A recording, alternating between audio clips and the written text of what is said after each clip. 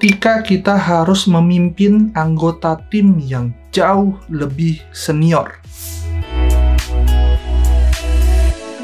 Hello, semoga kalian tetap sehat terus di rumah masing-masing. Dan kita ketemu lagi di video YouTube channel Muhammad Arya Dimas di playlist di meja kantor yang tandanya gue akan bahas hal-hal terkait kehidupan di perkantoran dan tentunya buat kalian anak-anak kantoran. Kali ini gue akan bahas satu hal yang sering terjadi di dunia kantoran, pernah juga terjadi dengan gue, dan jadinya gue pengen coba sharing apa yang ada dari perspektif gue terkait masalah ini, yaitu cara ketika kita harus memimpin anggota tim yang jauh lebih senior. Ketika gue ngomongin tentang jauh lebih senior, di sini bisa banyak arti ya. Yang pertama itu bisa memang dari segi umur, mereka jauh di atas kita. Let's say ada case-case di mana kalian bisa memimpin orang yang umurnya 2 kali lipat dari kalian. Yang kedua bisa jadi memang mereka lebih lama di kantor. Umur mungkin tidak jauh berbeda, tapi mereka jauh lebih lama di kantor, lebih mengetahui tentang kantor tersebut, tapi tiba-tiba kalian direkrut ke kantor tersebut dan kalian memimpin mereka gitu. Ini memang kondisi-kondisi yang very tricky banget sih.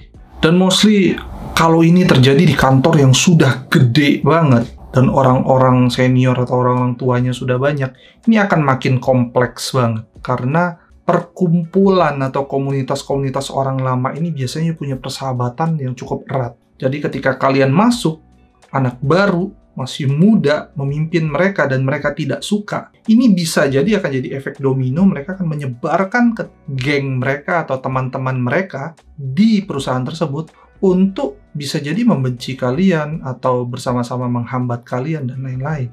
Rumit sekali. That's why kalian harus pintar-pintar menghadapi kondisi seperti ini. Oke, langsung aja gue bakal cerita tentang tips dari gue untuk menghadapi anggota tim yang sangat jauh lebih senior dari kalian dan berada di tim kalian.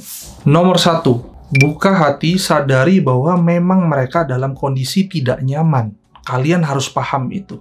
Nggak enak beneran deh.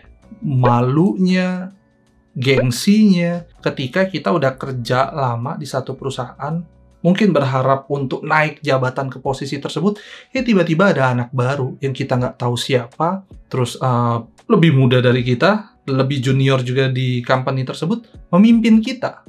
Kita itu pasti merasa ada yang nggak enak dan bisa jadi sensi. Nah, itu yang terjadi di orang-orang tersebut. Kalian harus paham kondisi tersebut.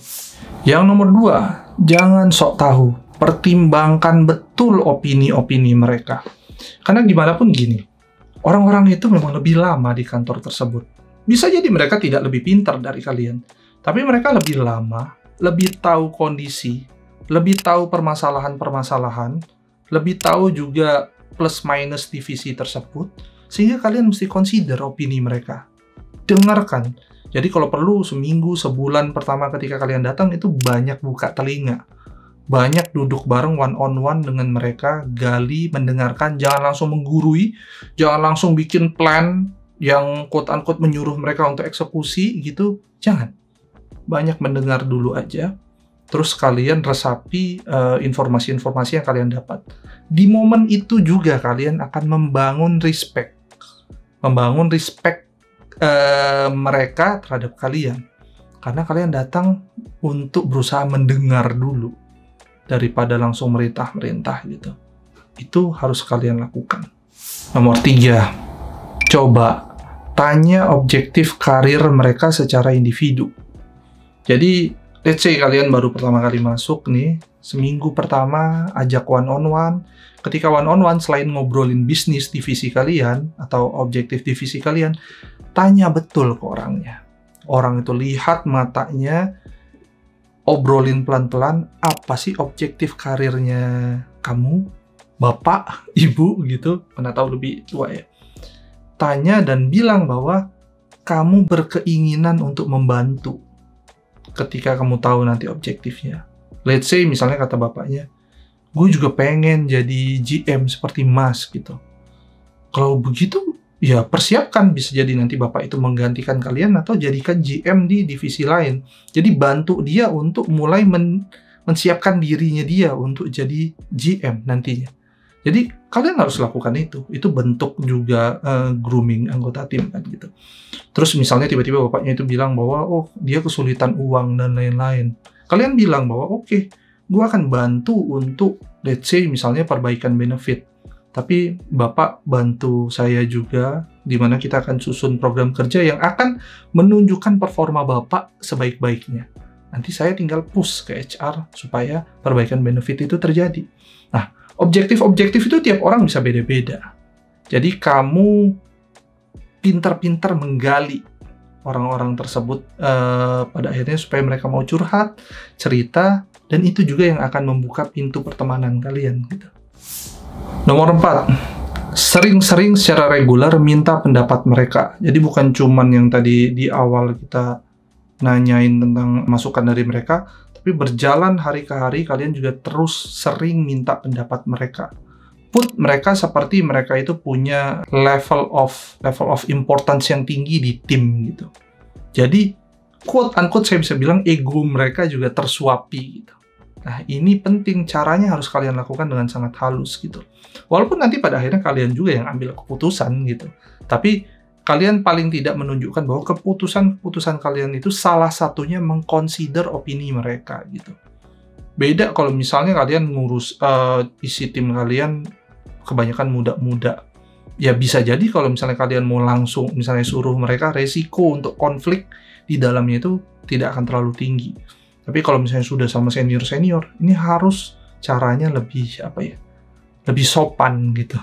Jadi consider their opinion, make decision based on that gitu, dan based on another factor juga of course gitu, sampai pada akhirnya ya kalian bisa decide something gitu.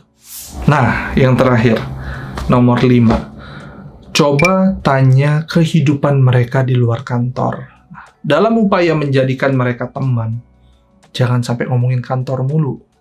Tanya hobinya apa, di rumah gimana, segala macam, misalnya kayak kondisi anak, istri, dan lain-lain.